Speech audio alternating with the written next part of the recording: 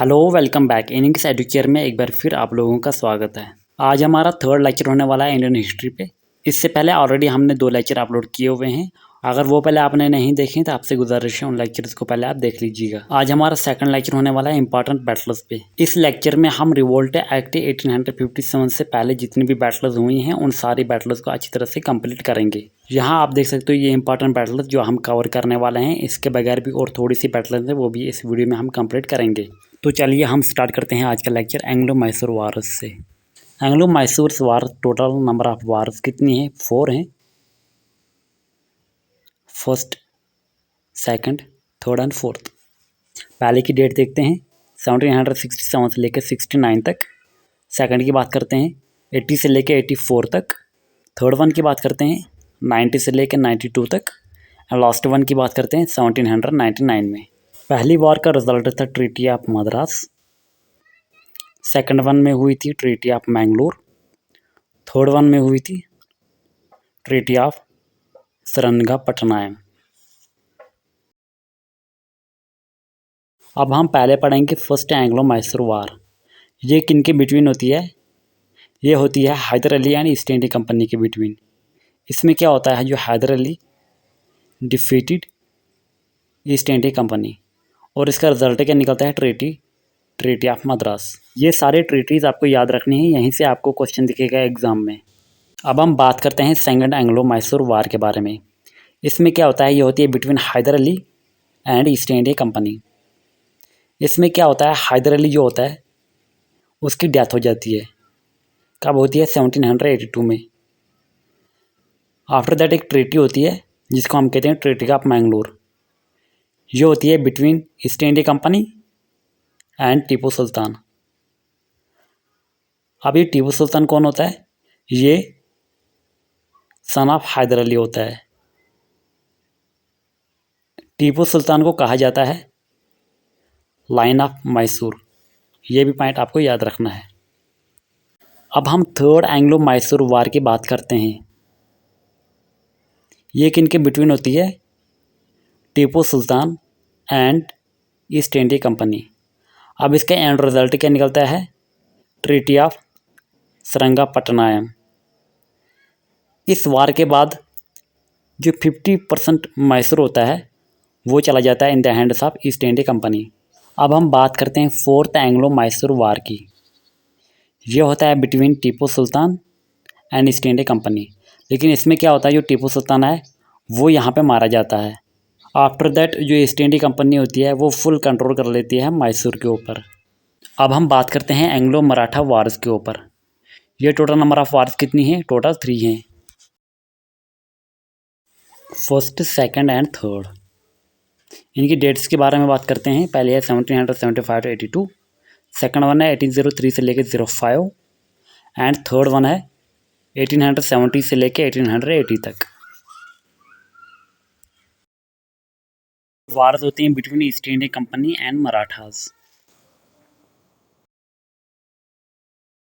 पहली वार में मराठास जीत जाते हैं। सेकंड वार में क्या होता है, ईस्ट इंडिया कंपनी जीत जाती है एंड थर्ड वार में भी ईस्ट इंडिया कंपनी ही जीत जाती है। पहली वार एंड होती है by the treaty called treaty of Salbai. Second one end होती है treaty of Bassein and third one treaty of Mandsaur. अब ये थर्ड मराठा वार जो होती है इसमें एक बैटल होती है, उसको कहते हैं बैटल ऑफ पंडारी। अब इस बैटल में क्या होता है, जो मराठा हैं वो कम्प्लीटली हार जाते हैं। जितने भी पॉइंट्स मैं आपको बोल रहा हूँ ये सब इंपॉर्टेंट पॉइंट्स हैं, इन सब को अपनी नोटबुक पे उतार के रखना। अब हम बात करते हैं बैटल ऑफ पूना के बारे में। ये बैटल होती है between East India Company during the era of Wellesley and Peshwa Bajirao second. अब ये बैटल होती है end by the treaty called treaty of Bassein. जितनी भी इंपॉर्टेंट ट्रीटीज़ और बैटल्स मैं आपको बोल रहा हूँ वो सारी आपके लिए सफिशिएंट हैं, इनके बगैर कहीं मत जाएगा, आपका दिमाग घूम जाएगा। ठीक है, ये भी आ सकता है कि ये बैटल किस एरा में हुई थी? During the era of Lord Wellesley. ठीक है, जब ईस्ट इंडिया कंपनी यहाँ पे हिंदुस्तान में आई तो यहाँ पे इन्होंने अपना रूल जो है वो स्टार्ट किया। जो ईस्ट इंडिया कंपनी को लीड कर रहे थे जैसे कि Lord Wellesley, George Barlow, Henry Hardinge, Lord Dalhousie, इनके बगैर भी और कुछ है, हमें इनका टाइम पीरियड पढ़ना है और इनके टाइम के दौरान कौन कौन से काम हुए हैं वो हमें पढ़ने हैं। वो अगली वीडियो में पढ़ेंगे, लेकिन आज हम पढ़ेंगे इंपॉर्टेंट बैटल्स और इम्पॉर्टेंट ट्रीटीज़। बात करते हैं अब हम बैटल ऑफ पुणे के बारे में, और ये कब हुई थी, during the era of Lord Wellesley. इनके एरा में कौन कौन से काम हुए थे वो आपको मैं आगे बता दूंगा, लेकिन थोड़े से हाईलाइटेड पॉइंट्स मैं आपको यहाँ बता दूँ। 1798 में क्या होता है, ये बैन कर देता है प्रेस को। इसी डेट में ही सब्सिडियरी अलायंस को ये एस्टेब्लिश करता है हिंदुस्तान में। अब ये सब्सिडियरी अलायंस होती क्या है? It is alliance in which Indian rulers were not to have their independent armed force. जो इंडियन रूलर्स हैं वो अपने साथ इंडिपेंडेंट आर्म्ड जो है वो नहीं रख सकते हैं, ठीक है। जो ये पहले इम्प्लीमेंट कहाँ हुई थी, ये हुई थी हैदराबाद में इम्प्लीमेंट। अब हम पढ़ते हैं एक सिपाही म्यूटिनी जो हुई थी विलोर में। विलोर एक जगह है कहाँ पे, तमिलनाडु में। ये किसके एरा में हुई थी? During the era of George Barlow. ये किसके रिलेटेड थी? To dress code. अब ड्रेस कोड होता क्या है?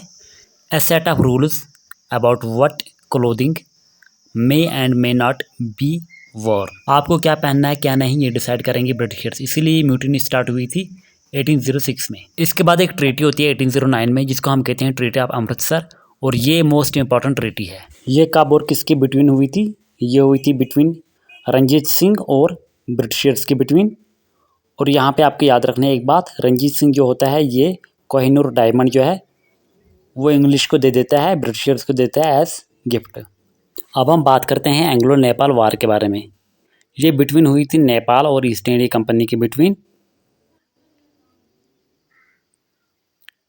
ये वार एंड हुई थी by the treaty called treaty of Sugauli. 1816 में ये ट्रीटी हुई थी। इसी ट्रीटी की बेसिस पर इंडिया और नेपाल के बिटवीन बॉर्डर बना था। ये मैंने आपको पढ़ाया है ज्योग्राफी पे, आप देख लीजिएगा वो। ये कब हुआ था ये वार? 1814 में। अब आपको कुछ बैटल्स का नाम रखना है याद जो हुई थी during the era of George Barlow. जो पहली बैटल हुई थी म्यूटिनी ऑफ सिपाही जो हुई थी वेल्लोर में तमिलनाडु में। सेकंड हुआ था ट्रीटी ऑफ अमृतसर। थर्ड हुआ था Anglo Nepal war. Third Anglo Maratha war जो हुई थी वो भी हुई थी during the era of George Barlow, ठीक है। ये कुछ वार्स हैं जो हुई थी during the era of George Barlow. अब हम बात करते हैं एंग्लो बर्मसी वार के बारे में, जो हुई थी 1824 से 26 तक।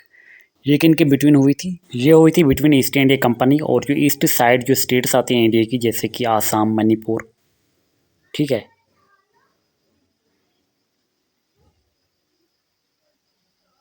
और जो अरकान माउंटेन्स जो है वो प्लेस है कहाँ पे? वेस्टर्न बर्मा की साइड, ठीक है।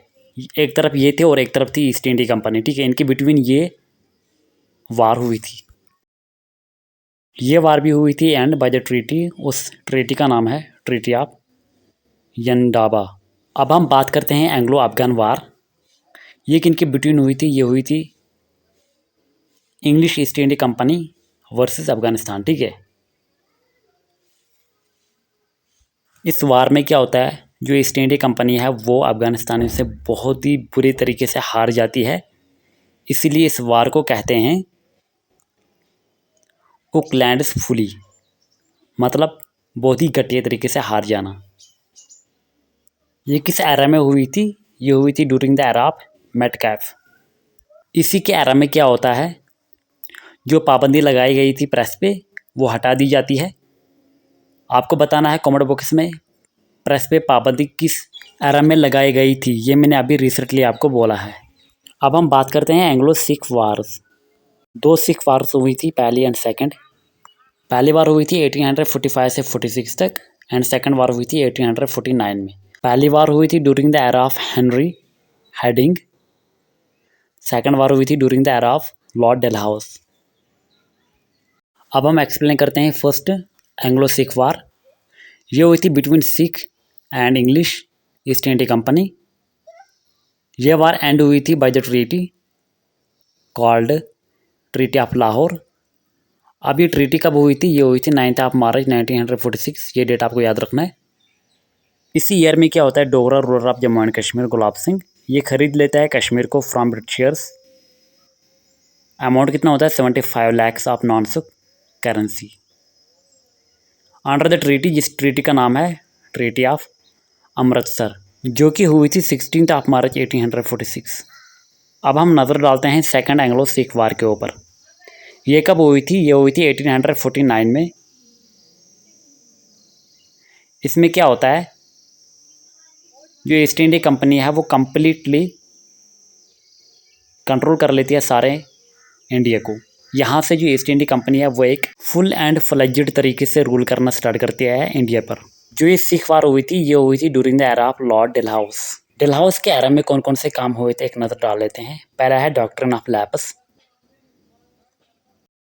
सेकंड एंग्लो सिख वार भी इसी के एरा में हुई थी। पहली रेलवे लाइन फार्मड हुई during the era of Dalhousie from Bombay to थाने।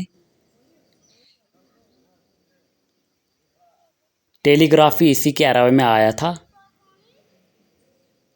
पहला इंजीनियरिंग कॉलेज जो है IIT रूरकी जो बना था 1833 में। कहाँ पे है ये? उत्तराखंड में है ये भी इसी के एरा में आया था। इसी को कहा जाता है फादर ऑफ रेलवे और फादर ऑफ टेलीग्राफ। ये भी आपको याद रखना, ठीक है। अब हमें पढ़ना है एरा ऑफ लॉर्ड कैनिंग। इस एरा में एक म्यूटिनी होती है कॉल्ड सिपाही म्यूटिनी। ये सिपाही म्यूटिनी स्टार्ट करता है मंगल पांडे। इसी म्यूटिनी से एक रिवोल्ट आता है जिसको हम कहते हैं रिवोल्ट 1857। 1857 खुद में ही एक बड़ा टॉपिक है, इसके लिए अलग हम लेक्चर लाएंगे, ठीक है। आज के लिए इतना ही रखते हैं, मिलते हैं अगले लेक्चर में। अगर आप पहली बार चैनल पे आए तो चैनल को सब्सक्राइब करना मत भूलिएगा, साथ ही में बेल आइकन को दबा देना, इससे हमें मोटिवेशन मिलती है और भी ज़्यादा आपके लिए ऐसी वीडियो लाएंगे।